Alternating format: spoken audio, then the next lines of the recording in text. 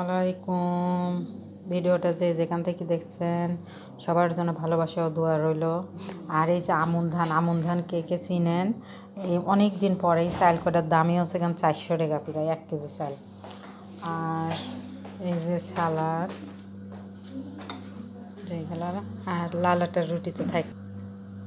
আর এই চাল কিনেন না আমন ধান, কিরা কিরা চিনেন অবশ্যই জানাবেন। এই চাল কিনান অনেক আগে আমাদের দেশে আবাদ করেছে, কিন্তু এখন খুবই আবাদ কম হয় এই চাল গিনানের ভাত খেতে অনেক স্বাদ লাগে আর অনেক ভিটামিন।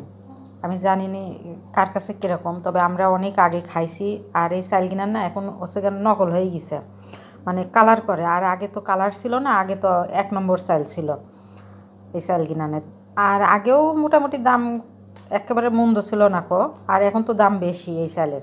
আর এই চালটা পাওয়াই যায় না কো, খুব কম আবাদ হয় এই চালটা। এই যে হচ্ছে এখানে রান্না করতেছি, এটা হচ্ছে মাংস দিয়ে বরবটি রান্না হবে, ঝোল ঝোল। আর ওই আমন ধানের চালের ভাত রান্না হবে আজকে। এই যে অনেক স্বাদ ঝোল তরকারি, আর যেহেতু ভাত থাকবে। আর আজকে মানে বিদেশে বসেও আমরা দেশের খাবারগুলো পাই। অনেক দাম হলেও আমার ম্যাডাম স্যারেরা কিনে আনে অনেক সময় পছন্দ করলে আর কি। আর এই চাল কিনার না মেশিনে এই যে প্রসেসিং করে, তো এই যে মেশিনে করে, তো এর জন্য চিকন হয়। আর এই চাল কিনার না আসল রূপ না কো, নকল রূপ। কিসের জন্য এটি মনে হয় কালার করে নাকি লাল। আগেকার চাল কিনার লাল টকটকা ছিল, মোটা একটু। আর এটি একটু চিকন খাটো খাটো। এটি যাই হোক, ওই যে মেশিনে করে আমরা জানি আর কি, আমার জানা মতে। আর এই যে এইগুলা পানি খায়। এই চাল কিনা 1 কেজি চাল আনিছে 400 টাকা দিয়ে, এত দাম এই চালের মেলা দাম। আর এই চাল মানে লাগায় তো মেলা পানির ভিতরে লাগায় আমার জানা মতে, আমরা জানি আমার দেশে লাগাইছে আগে। আর এই যে গাছের কমলা।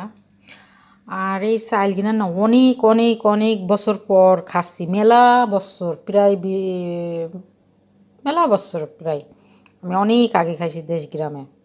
এই যে আমার দুপুরকার তরকারি রান্না করা হয়ে গেছে। এই যে বরবটি, চাইনিজ বরবটি দিয়ে মাংস দিয়ে ঝোল, আর আমনের চালের ভাত রান্না। আমি একটু দেখেছি চাইকি হালকা, অনেক স্বাদ হয়েছে।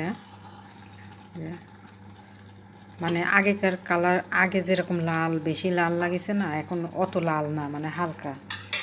যে ফাইনালি আমার তরকারি রান্না করা হয়ে গেছে চাইনিজ বরবটি দিয়ে। স্যার পাকঘরে কাম করতেছে, তো এর জন্য আরও জোরে জোরে বেশি জোরে জোরে কথা করছি নিকো। আর সামান্য একটু হবি তাহলেই হয়ে যাবে আমনের চালের ভাত রান্না।